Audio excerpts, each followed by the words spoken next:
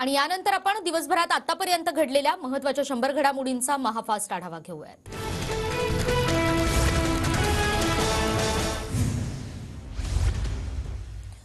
छगन भुजबळ आणि जरांगेंच्या वादात आता अंजली दमानी यांची उडी। भुजबळांच्या घराबाहेर पत्रकार परिषद घेण्यासाठी आलेल्या अंजली दमानी यांना पोलिसांनी रोखलं। अंजली दमानी या पोलिसांच्या ताब्यात।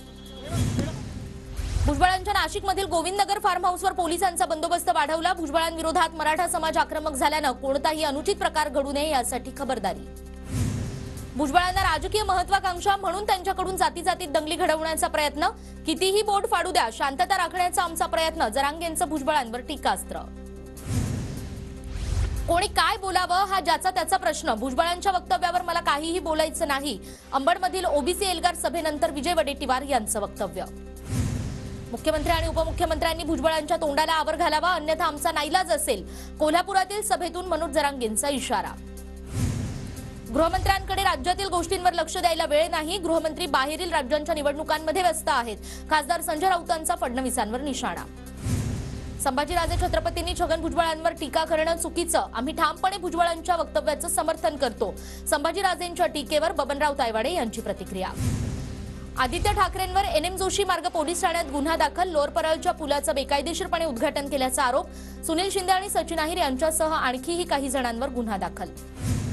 तर राजकीय हेतूने आदित्य ठाकरेंवर गुन्ह्याची नोंद। जनतेच्या सोयीसाठी आदित्य ठाकरेंनी पुलाचं उद्घाटन केलं। राऊतांची प्रतिक्रिया। ठाकरे गटातील खासदारांचं शिष्टमंडळ राष्ट्रपतींच्या भेटीसाठी रवाना। राष्ट्रपती द्रौपदी मुर्मूंना भेटून मराठा आरक्षण देण्याबाबत निवेदन देणार।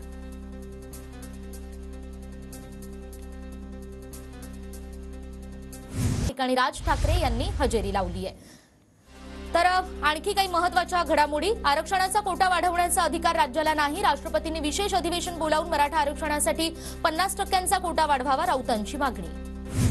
पुण्यामध्ये मागासवर्गीय आयोगाची बैठक सुरू। आयोगाचे अध्यक्ष माजी न्यायमूर्ती आनंद निरगुडे, संभाजीराजे छत्रपती यांच्यासह 10 सदस्य उपस्थित।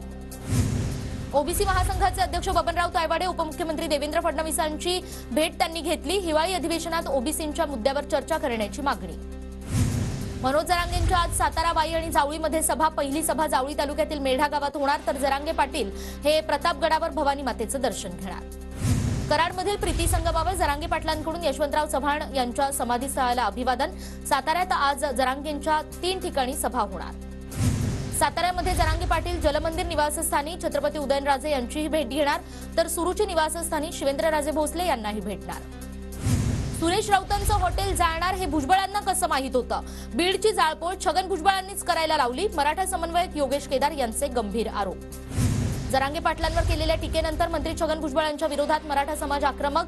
सोलापुरात भुजबळांच्या प्रतिमेला जोडे मारत निषेध, तीव्र आंदोलनाचा इशारा।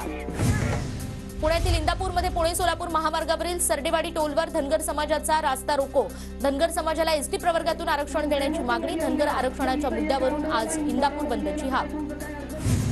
लोअर परळच्या डिलाईल पुलाची दुसरी मार्गिका 4 दिवसात खुली करा। मुंबई महानगरपालिका आयुक्तांचे पूल विभागाला निर्देश।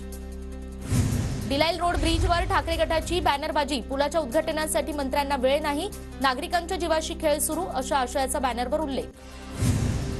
बारामतीमध्ये विरोधी पक्षनेते विजय वडेट्टीवार यांनी घेतली शरद पवारांची भेट। भेटीत विविध मुद्द्यांवर चर्चा झाल्याची माहिती। विखे पाटील मराठवाड्यातील शेतकऱ्यांना आत्महत्येसाठी प्रवृत्त करतायत। पाणी न सोडण्याचा ठराव घेण्याची कृती दुर्दैवी। आमदार प्रशांत बंब यांची विखे पाटलांवर टीका। माढ्यातील शरद पवारांच्या शेतकरी मेळाव्यावरून महायुतीत खडाजंगी। आमदार बबन शिंदेंचे पुत्र रणजितसिंह शिंदे हे पवारांच्या कार्यक्रमाला गेल्यानं शिंदे गटाकडून टीका। पंढरपूरमध्ये कार्तिकी यात्रेच्या शासकीय महापूजेसाठी उपमुख्यमंत्री देवेंद्र फडणवीस येण्याची शक्यता। प्रशासकीय हालचालींना वेग। सकल मराठा समाज उपमुख्यमंत्र्यांच्या हस्ते होणारी पूजा रोखण्यावर मात्र आजही ठाम। शिंदे समिती बुधवारपासून राज्यभर दौरा सुरू करणार। दौऱ्यामध्ये समिती ही मराठा कुणबी आणि कुणबी मराठी नोंदींचा आढावा घेणार। राज्यभरात 15 दिवसात 29 लाख कुणबी नोंदी सापडल्या। 16 तारखेपर्यंत 8 कोटींपेक्षा जास्त नोंदींची तपासणी। विदर्भात सगळ्यात जास्त तर रत्नागिरीत सगळ्यात कमी नोंदी। आणि नाशिक जिल्ह्यात आढळल्या 1,43,956 कुणबी मराठा नोंदी। आतापर्यंत 83,64,865 दस्तऐवजांची तपासणी। पुण्याच्या आळंदीमध्ये मनोज जरांगे पाटलांची उद्या सभा। जरांगे पाटील संत ज्ञानेश्वर महाराजांच्या समाधीचं दर्शन घेणार।